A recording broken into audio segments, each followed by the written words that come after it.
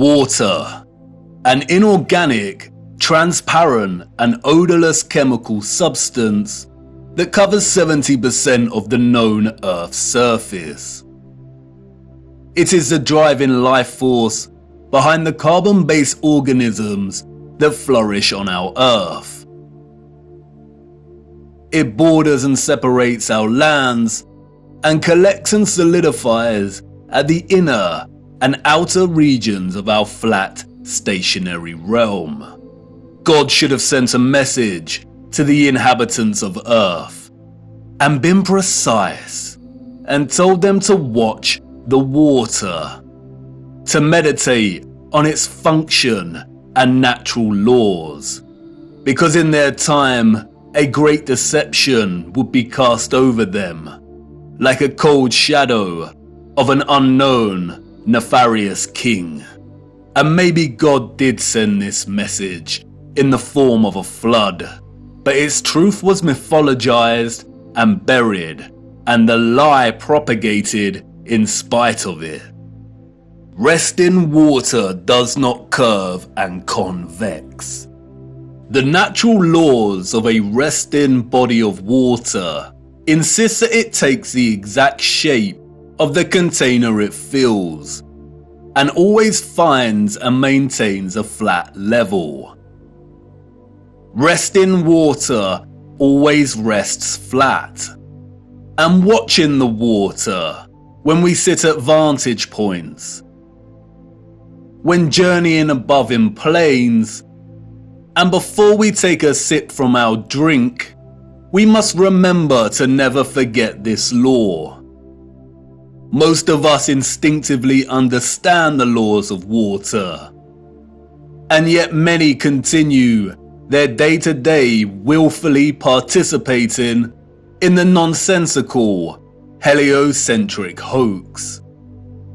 But for us that know that our Earth is not a spinning planet in an infinite vacuum of space, the ones that have studied the sun diligently and realize that it is the sun that is moving and not the Earth, the ones that have plotted the illogical routes of flight paths on a globe model and concluded that the model is incorrect, the ones that know that the laws of density govern the rise and fall of objects and have studied vanishing points, the ones that have forsaken conventional telescopic lenses, pondered rainbows, sundogs, and the stars above us know that we reside within a dome firmament, and there exists water above us, and the ones that understand that our entire enclosed Earth system is governed by electromagnetism, frequency, and vibration that emanates from a central magnetic North Pole. We are the ones that scratch our heads and wonder how on earth we got in this heliocentric mess in the first place. And if meditating on the stars in the water beyond our firmament long enough, and on the electromagnetism, frequencies and vibrations that make them twinkle through so many shades of vibrant colours and geometric patterns, one might perhaps, just perhaps, ask, is there something more to electromagnetism? Something that has been missed or overlooked? Something untold or hidden? Electromagnetism is a fundamental force of Earth. The electromagnetic field takes the form of a torus in which all electromagnetism, frequency and vibration flows. A toroid is a revolving surface that takes the shape of a donut. Toroidal inductors and transformers are central to generating electric energy. There are many ways in which electromagnetism can be produced. We've looked at some before.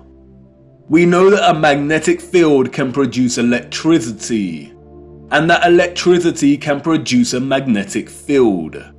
It works both ways. Magnetism and electricity are inextricable. It is a dance of polarity. Electric charges either repel or attract each other. Magnetic poles attract or repel one another. For every North Pole, there is a corresponding South Pole. An electric current passing inside a wire creates a corresponding magnetic field outside of the wire. And an electric current is created in a loop of wire when it is moved toward or away from a magnetic field. Horseshoe magnets are powerful permanent magnets. Due to their shape, in which both magnetic poles are close together, a powerful, strong magnetic field is produced. The horseshoe magnet can also function as an electromagnet. The first ever electromagnet was invented in 1824, we are told, and was in the form of a horseshoe magnet. Its power was evident from the beginning. It weighed only 200 grams, but could lift 4 kilograms of iron. The key to the horseshoe magnet's power is the placement of its poles. You can see the magnetic field here, represented by the vector lines. If you look closely, you can see the concentration of the magnetic field is greater near the poles of the magnet. Since as far back as we can remember, we have been presented with and entertained ideas of the future. Not necessarily our future as individuals, but the future of humanity, technology, and society at large. Whether it is in the form of Hollywood movies, you know the ones, the action films, the science fiction sagas, and the animated kind, or literature, music, and art exhibitions. In these we see our technology taken to its limits. Crafts fly, computers live, robots help out, holographic screens decorate every room. Cities continue to grow upward into dominating skylines. Some can teleport, and space travel is now possible and the accepted norm. Outside of fiction, we also have sobering documentaries telling us where we are heading, usually featuring narration by an old man, lamenting the unstoppable path we are on. It's all very serious. We are destroying our planet, the only one we have. And we have political parties, non-governmental organizations, and the trusted voices and scientific, award-winning geniuses sharing similar messages. And really, when you look closer at both the fiction and the alleged facts, they all share the same underlying premise and principles. We are becoming so technologically advanced that the planet we reside on is no longer enough, or can no longer sustain our activity. The advanced artificial intelligence systems, the flying crafts, the breakthroughs in cloning and medical beds mean that the natural world has suffered as a consequence. And depending on the type of genre you are entertaining, the solution is either 1. For humanity to perish as a result, perhaps destroyed by the very artificial intelligence systems it created in the first place, or perhaps by a natural, lung-choking virus that has mutated and is sweeping the earth to restore natural balance. Or 2, for humans to say goodbye to their lonely little blue ball and head off into space in search of a new home. But you see, there is no globular planet, and there is no space, and therefore all visions of the future are purely fictional, and not particularly innocent. What we don't see emphasized in these visions of the future, however, is the potential of electromagnetism to transform all human life, technology, and society. Which is strange when you consider that all life, and the Earth itself, is impossible without electromagnetism. Why wouldn't visionaries want to explore this in more detail? Could it be that they are not allowed to? Could it be that they are afraid of something? Afraid of us connecting one too many dots, perhaps? And again, horseshoe magnets can act as powerful electromagnets. If a civilization was to advance technologically through the use of electromagnetism, then the horseshoe magnet would certainly have a tremendous role to play in that development. Yes, it certainly would. And it certainly did. The horseshoe magnet. The Arc de Triomphe. Yes, one of the most powerful electromagnets ever constructed.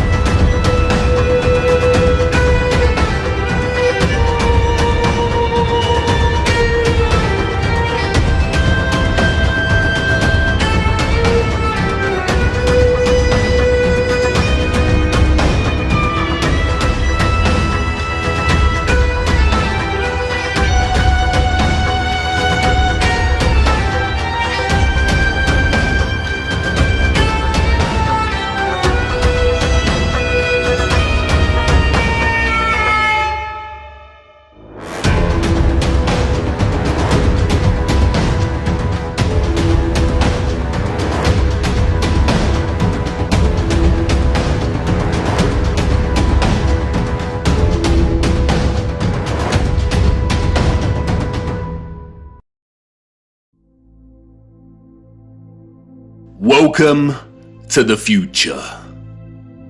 Except it's the past. The future came and went, and we missed it. The magnificent architecture we see throughout our realm, in which the official liars and controllers of our world have termed historicist, neoclassical, Renaissance, Gothic, and so on, all belong to one whole unified civilization. A civilization so developed they had harnessed the power of electromagnetism to such a high degree that they not only built these huge structures, but also crafted them with utter finesse and beauty. A celebration of their own technological advancement. The structures were designed with the sole intention of harvesting and generating electromagnetic energy and distributing it across the world. Their cities, towns, an entire way of life ran and depended on the use of free, clean, and powerful electromagnetic energy. The energy was harnessed and collected from the ionosphere above our heads through the use of antennas, spires, domes, and towers. All the impossible structures we see today have been repurposed and rebranded by our controllers and the citizens of the 19th century. This is not a church. This is not a mosque. This is not a castle. And this is not a government building. These are generators, powerful and gargantuous. They would collect and generate the electromagnetic energy, which was then stored in huge power stations and distributed and redirected by sophisticated, advanced structures, one of which is the huge electromagnet, or what we've come to know as triumphal arches. The energy was stored in batteries and capacitors, such as towers and obelisks.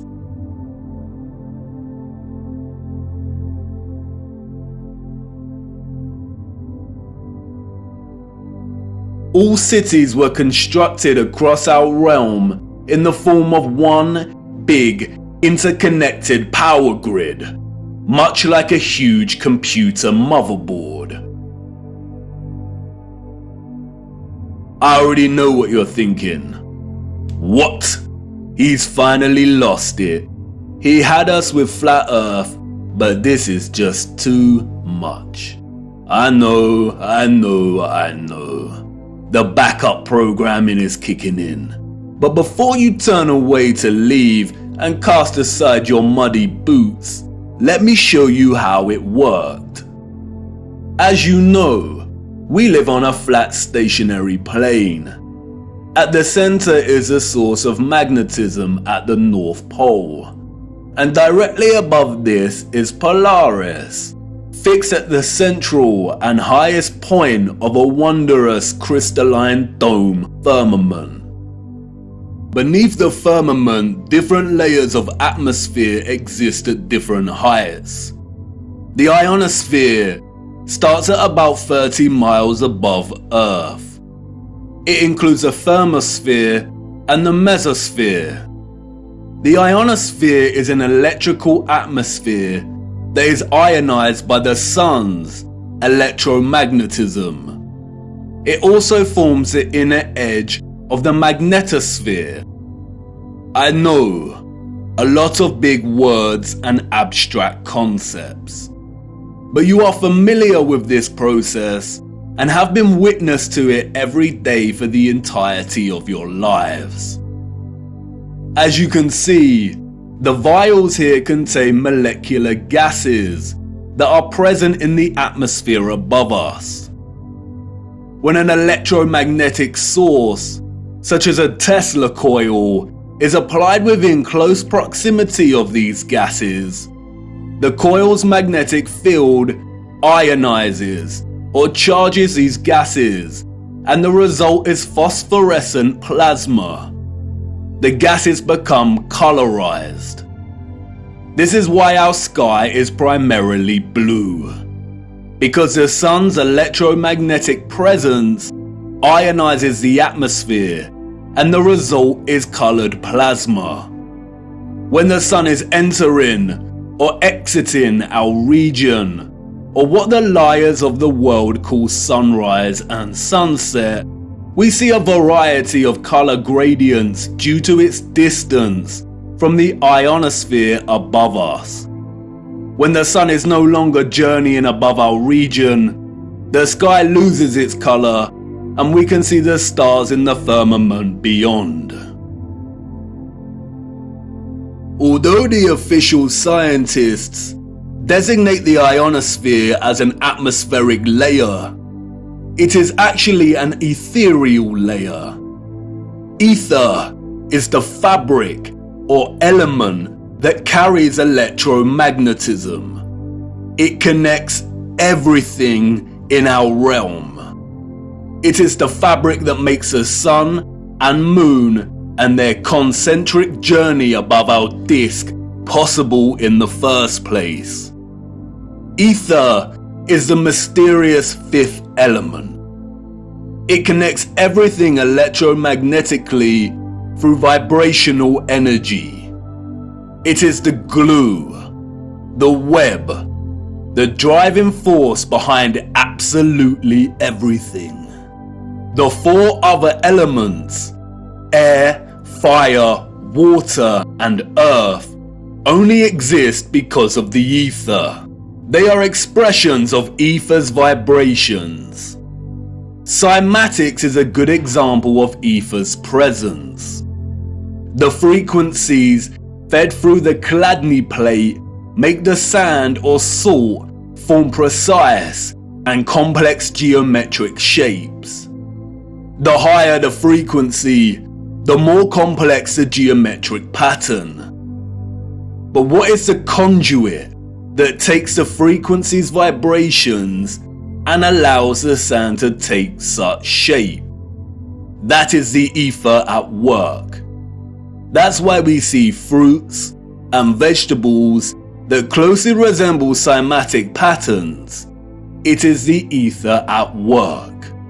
All matter is ethereal, and the shape and form of that matter are different expressions of the ether, determined by frequency and vibration. Ether is the bridge between electromagnetic frequency and vibrational energy and the form of matter itself.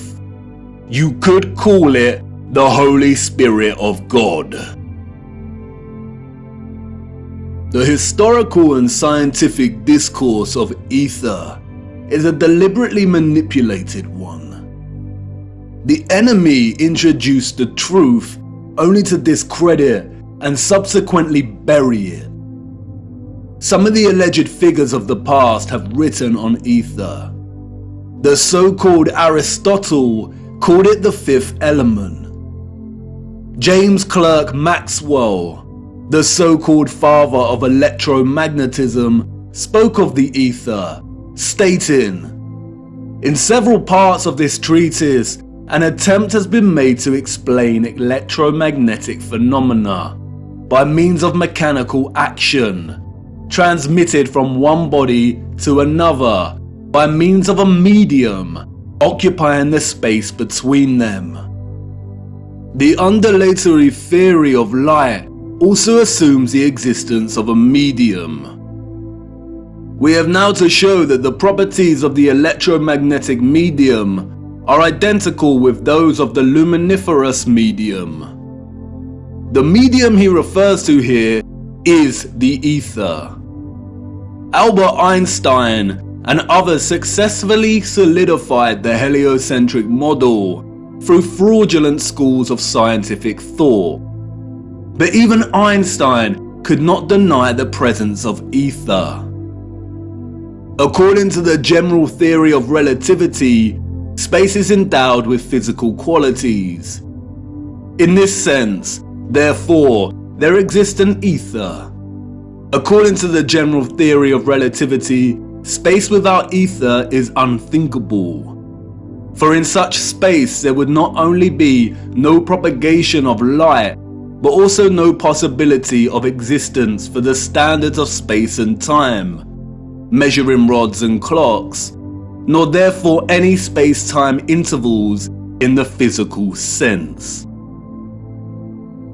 Even contemporary scientists, under the spell of heliocentrism, admit it is nonsensical to deny ether's existence. Today, the vacuum is recognized as a rich physical medium. A general theory of the vacuum is thus a theory of everything, a universal theory. It would be appropriate to call the vacuum ether once again. Returning to the ethereal ionosphere. As I said, this layer of ether above our heads is a constant sea of electromagnetism, and is responsible for the colored plasma above that we call the sky.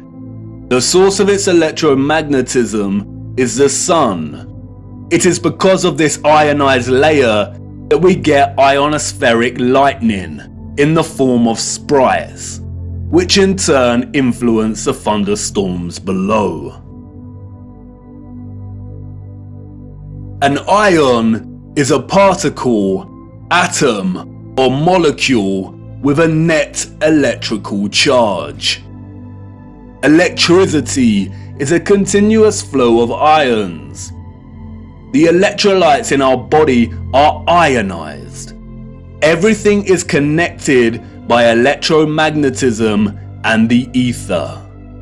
Our highly developed and sophisticated historical ancestors not only understood the workings of the ionosphere and the ether, but they had developed methods to masterfully harvest it as a fuel to power the entire Earth. And while the exact process by which they were able to extract the ether is deliberately hidden from us and remains unknown, the structural remains that humanity has since repurposed and reused as architecture offer us many clues as to how it all worked. The evidence is everywhere for those with eyes to see, and once you see it, it becomes so glaringly obvious that you'll kick yourself for never noticing in the first place. The matter is very complex, and it would take time to really flesh out. So for now, let's have a closer look at some of these structures, and I will introduce some basic concepts. As we continue our journey, we will explore everything in more detail. We see them everywhere. On top of all these magnificent structures, towers, spires, and pinnacles that rise into piercing antennas. It was through these complex antennas that the ether was harvested. You see, after the Great Reset of the 1800s, the enemy fractured the old world's unified understanding of God and created multiple religions to try and hide God and justify the existence of such grand and beautiful technological structures.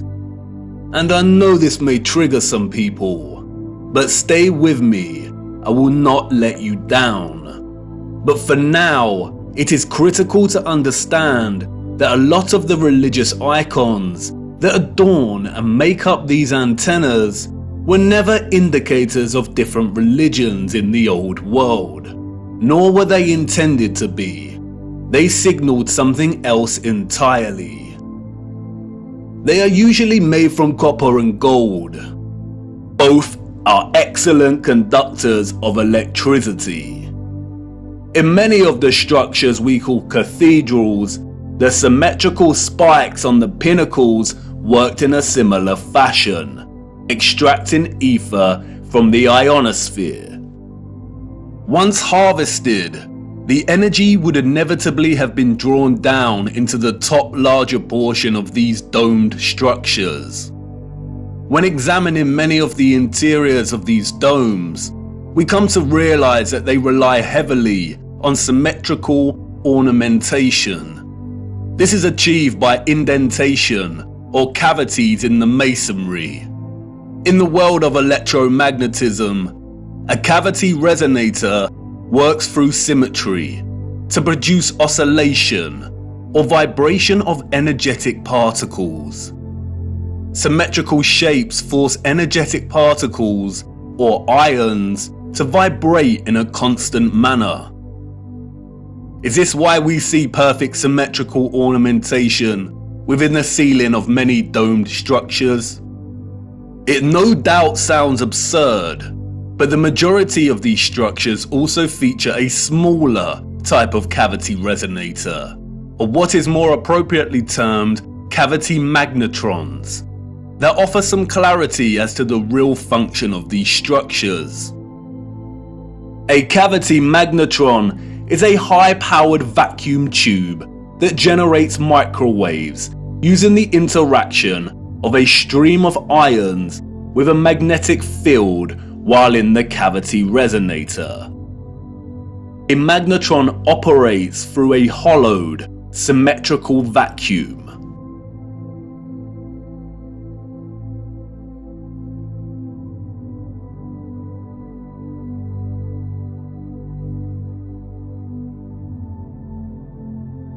It emits powerful microwaves that can act as a source of free energy.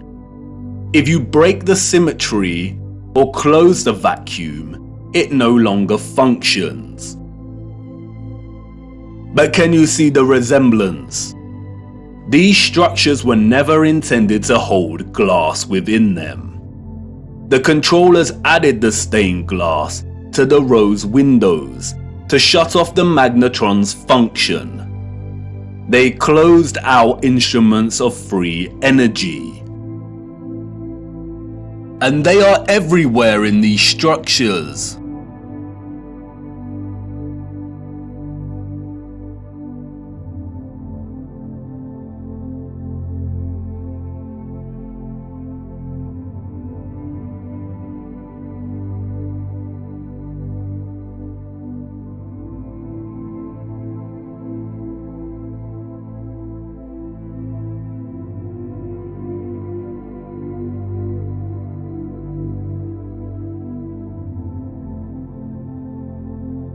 Interestingly, if you look at the geometry of entire sections of the structures themselves, then it becomes very evident that they functioned in their entirety like a cavity magnetron to generate energy.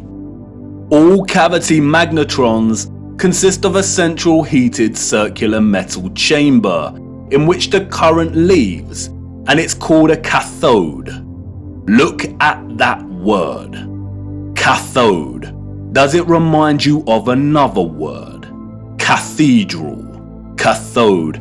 Like with everything else, they corrupt the truth and hide things in plain sight. The controllers removed most of the cathodes integral to these cavity magnetrons, but there are some structures today in which you can see traces of the old cathodes still present. The heavy reliance on symmetry and cavities within these structures is not coincidental. The symmetrical ornamentation would have worked in a similar manner, causing the energetic particles to vibrate in a constant manner. The flowers within the squares can be understood as similar to acoustic resonators, working to vibrate the ions.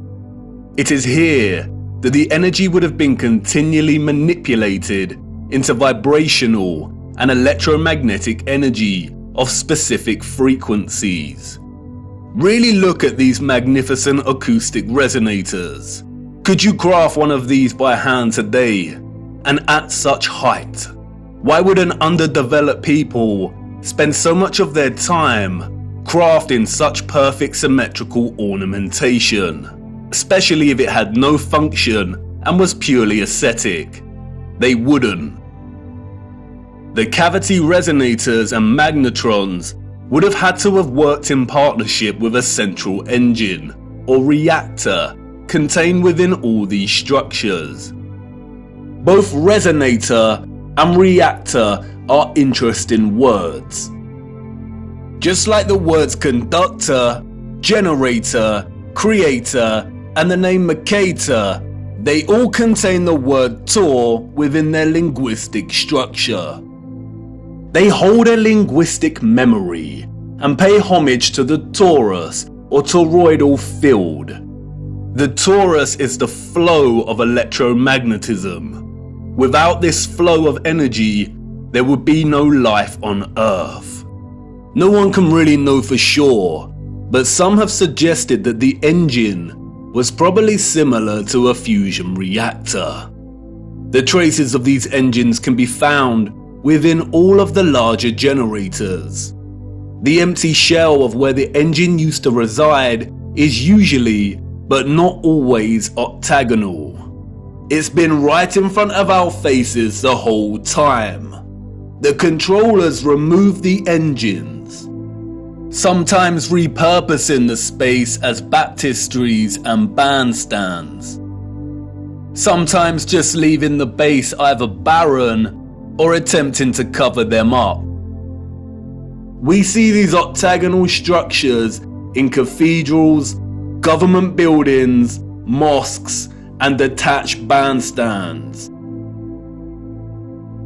And unless they have been repurposed, these structures seem to hold no overall function. They do not contribute to the overall structure. They appear superfluous and unnecessary.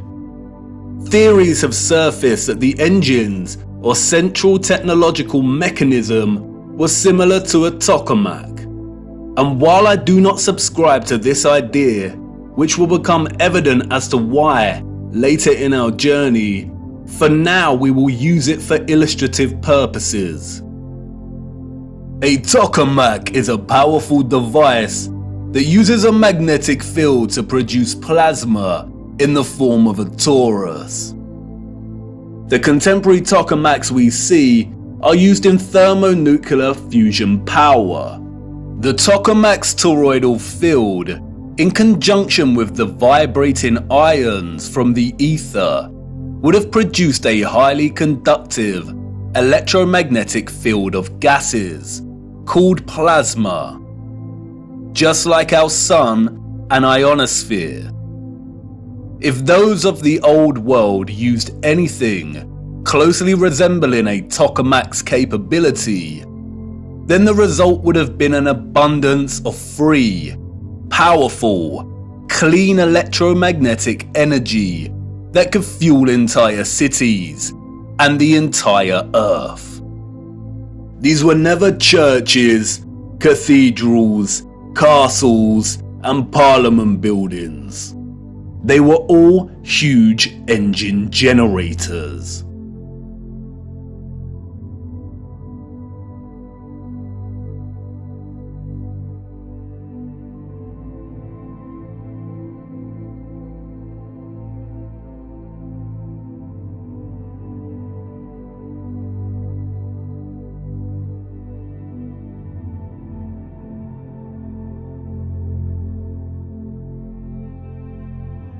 The controllers invented labels and terms such as Renaissance, Greco-Roman, and so on to describe the style of these structures. But as you can see, all these magnificent, impossible structures all share the same fundamental structural principles and design, despite location, time period, and cultures.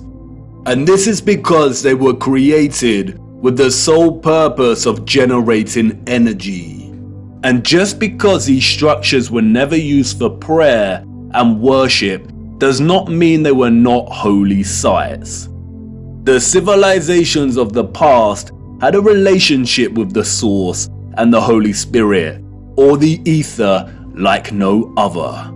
And they paid homage, reverence, and thanks to it by constructing their generators with such splendor and beauty.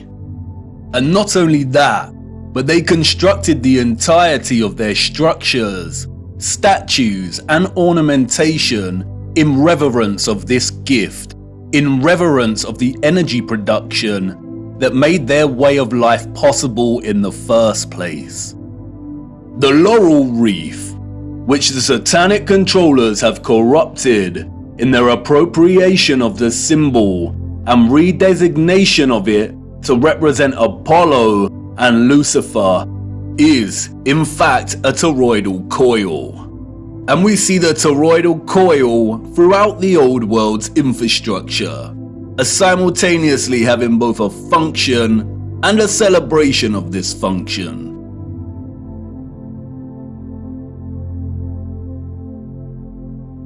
Electromagnetic coils are electrical conductors. They are used in applications where electric current interacts with a magnetic field. In devices such as generators, motors, inductors, and transformers. Most coils take the form of a toroidal coil or spiral. Wire coils are used in conjunction with a magnet to produce powerful electromagnetism. The more turns of the wire, the stronger the magnetic field. Coils generate vortexes, which in turn create an electromagnetic field. It's all one interconnected system.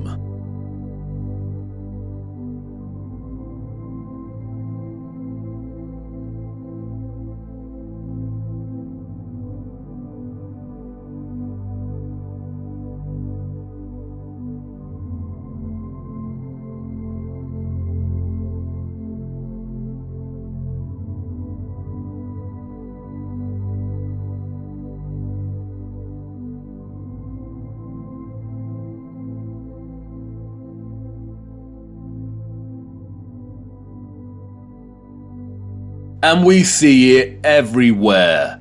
This is what columns and rotundas were used for.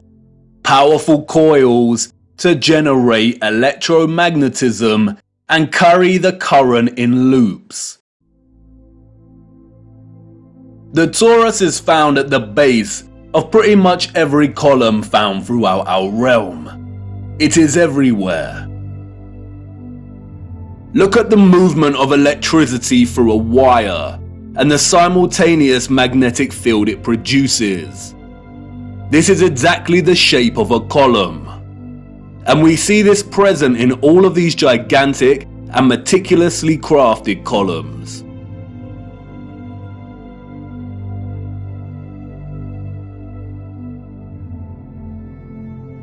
This is why we see the magnetic field represented at the top of a lot of columns. It's the movement of the ions in the magnetic field. It's the movement of the toroid and the toroidal vortex.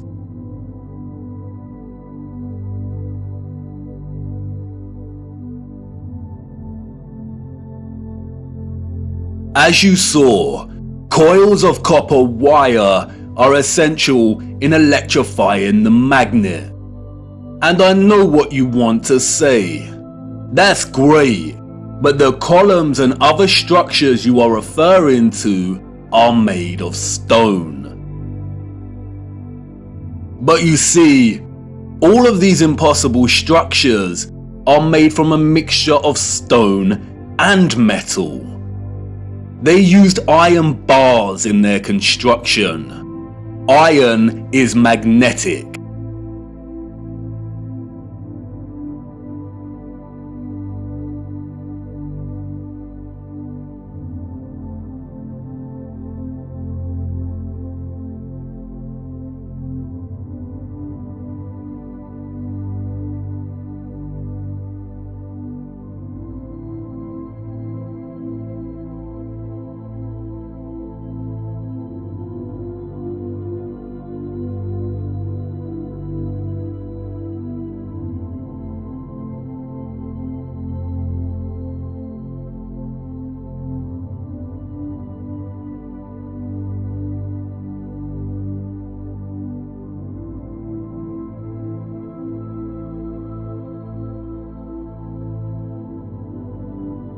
These iron rods run throughout the stone infrastructure and are complemented with copper and gold roofing.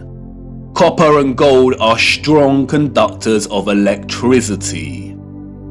Often we find entire statues, arches, domes, and roofing made from a distinctive blue copper. Furthermore, the limestone, granite, and dolomite stone is mixed with crystal silicon or quartz. Quartz has strong electric potential. The colonnades and arches we see everywhere were at once integral components to the overall electromagnetic infrastructure, while also constructed in geometric forms that mirror the flow of electromagnetic energy, such as coil loops, horseshoe magnetic fields, and toroidal vortexes. As with everything else constructed in the old world, they were both functional and crafted as a homage to that function. A lot of ethereal energy was stored in structures constructed from red bricks and concrete. Red bricks and concrete are excellent conductors of electricity. They operated as huge capacitors or batteries. According to new research, red bricks can be converted into energy storage units that can be charged to hold electricity, like a battery, and can store energy until required for powering devices. The key to this battery-like function inherent within red brick is the iron oxide. The development and use of red brick is so important, and we will be returning to this subject much later in our journey.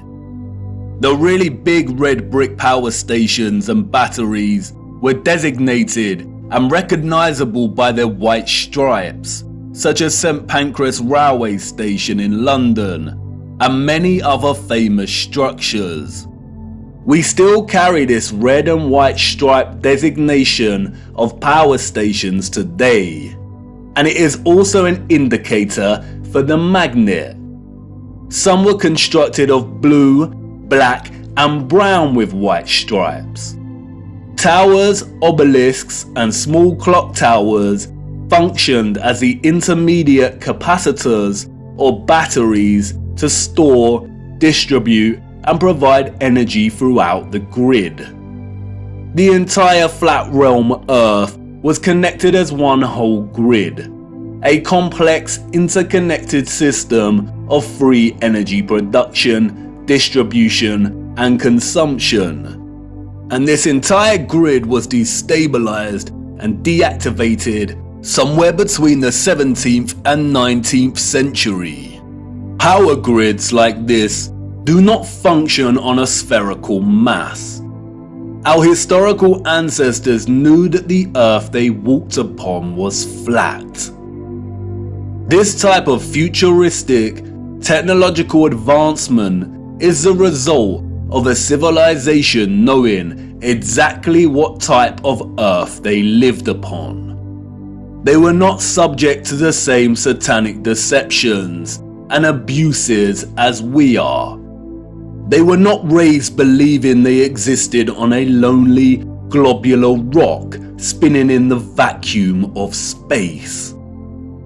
The true, ethereal, electromagnetic properties of the earth were not hidden from them.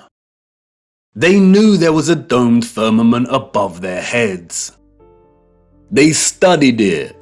They imitated its properties and understood its central relationship with the entire ethereal existence of electromagnetism. They revered the magnificence of its craft and showed utmost gratitude to the Source, to God, and the ethereal Holy Spirit for giving them everything they needed. Look. Domes.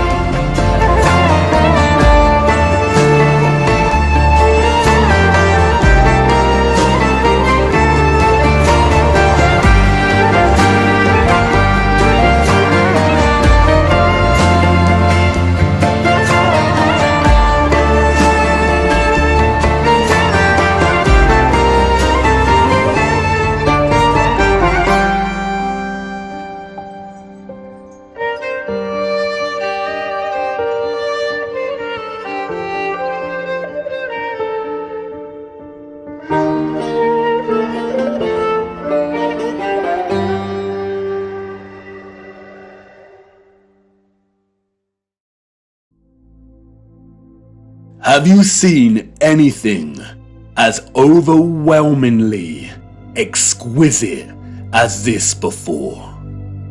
How have we lived our entire lives and not seriously considered the impossibility of these structures? How have we lived our entire lives walking amongst the skeletons of the future long forgotten? I know this is all a lot to take in, and I know that the picture has not formed properly in your mind yet. It is hard to imagine an interconnected electromagnetic power grid of this size across the Earth, and the technical nature of electromagnetism doesn't help. And I know that you're full of questions. Who were these people or beings that built these structures? Where did they go? And why were the power grids deactivated? What about all the religious iconography and art we see inside of the cathedrals and mosques? What about all the histories and photographs we have of the construction of these structures? What about the Romans and the Greeks? What about some of the grand mosques that have been constructed in recent times? And if what you're telling me is true, then how did they distribute and store all of this energy like you say? Was it similar to our Wi-Fi and radio signals? We will get to all of these in good time. We have barely scratched the surface. But for now, it is the last question that is important. How did they distribute and store all of this energy? And in what form? For you see, our sophisticated historical ancestors did something that we, as a society, have come to neglect. They watched the water, and they watched it closely, right here on Earth and up above, beyond the firmament. Come on, let me show you.